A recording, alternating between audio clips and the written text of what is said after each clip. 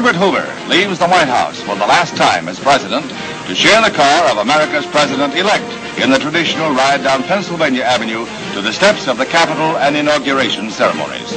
A nation in the depths of economic depression had elected its first Democratic chief executive in 12 years, Franklin Delano Roosevelt. First of all, let me assert my firm belief that the only thing we have to fear is fear itself. The New Deal was proclaimed a social revolution to lead the nation out of a Great Depression. The government regulates major industries and creates an array of programs to put people back to work. Today, depression is a fading memory. Millions of men and women have found employment, and with it, confidence and hope.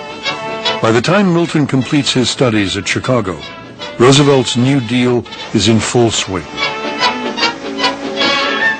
Milton moves to Washington, D.C., and a position with the National Resources Committee.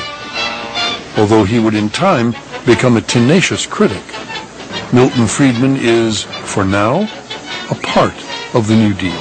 The Great Works program has removed a vast army from relief roles. It revived lagging industry. The government market was booming because the government was hiring all sorts of people.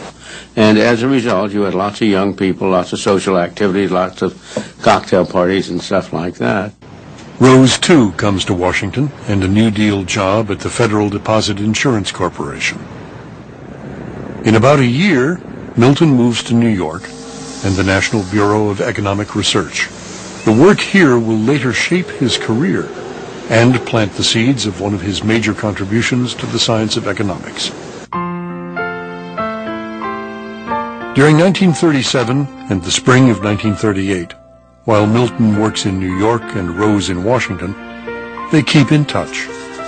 After 138 letters, they are married in a traditional ceremony to please Rose's parents.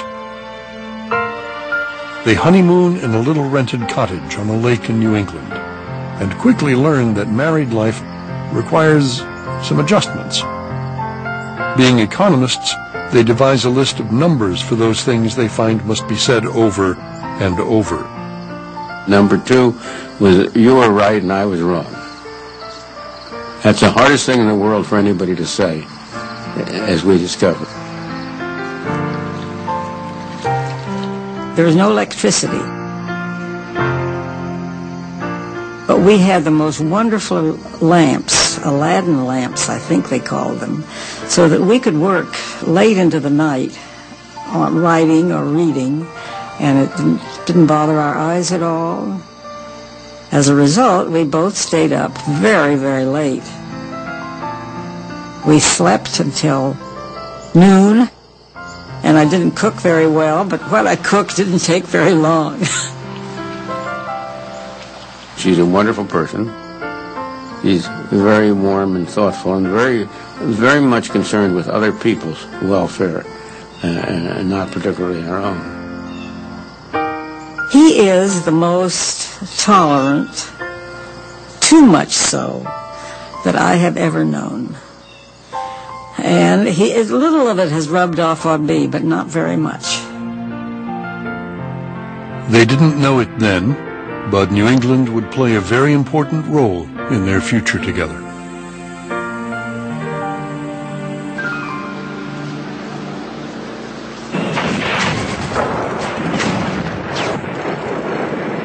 In less than a year, the world is once again at war.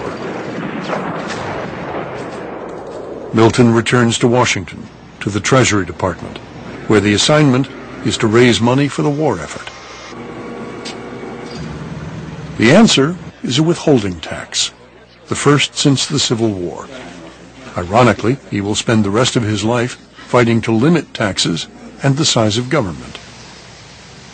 On the 7th of May, 1942, Milton testifies before Congress.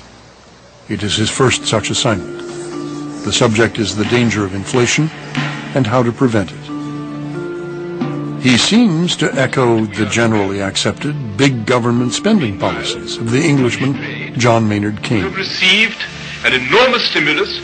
Everybody sounded Keynesian because everybody was Keynesian more or less to a certain extent at that time. Gary Becker is a Nobel laureate and professor of economics at the University of Chicago. Keynes argued that market economies don't have a tendency, left alone, to come and get full employment, that unemployment could be a pervasive problem, that therefore one needed a lot of government assistance and investment and the like to bring us up to full employment levels. And that was a dominant paradigm in the study of macroeconomics all over the place. Keynes' ideas are welcome news to a world fearful of another depression. War rages on in Europe and the Pacific. Milton returns to New York City and Columbia University, where statistical research is part of the war effort. While there, he finishes his PhD. During these years, Milton and Rose begin their family. Daughter Janet is born in 1943. She will grow up to become an attorney. My father flies on an airplane with some total stranger. At the end, when he gets off of the airplane, he'll know everything about them. He'll know, who their family is, what their job is, what they like. He's constantly interested in other people. Son David is born in 1945 and will go on to become a professor of law and economics.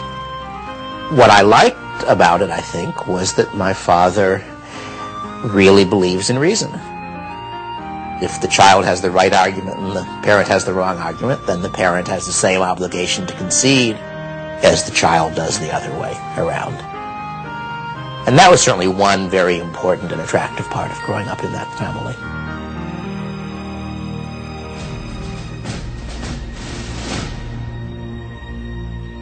I wish that Franklin D. Roosevelt had lived to see this day. General Eisenhower informs me that the forces of Germany have surrendered to the United Nations. The flags of freedom fly all over Europe.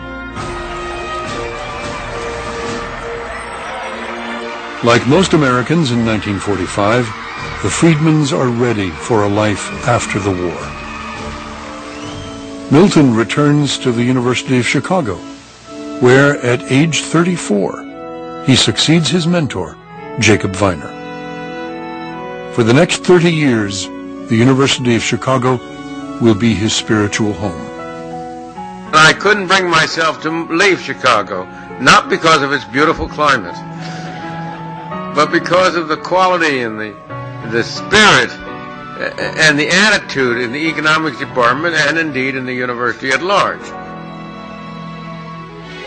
It's a place, and a wonderful place, where people are interested in understanding things and in getting at the bottom of things, at the truth, and not primarily in creating a particular record or getting their name in the paper.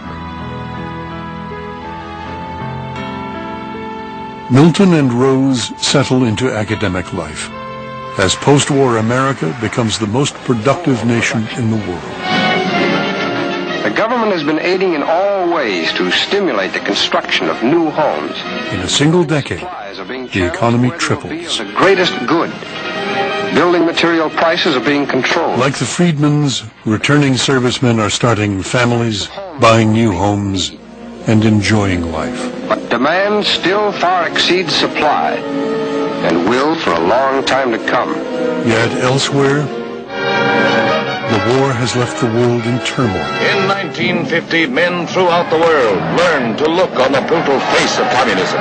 Free markets are even less popular than before the war. Socialism and communism now promised government protection from another depression and the unpredictable markets.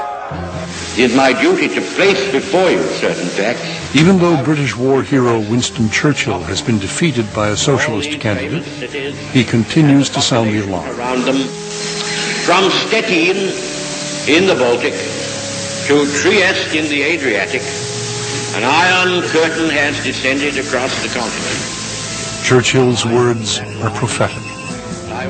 The Soviet Union is actively exporting communism to Eastern Europe. Mao Zedong is leading a communist revolution in China.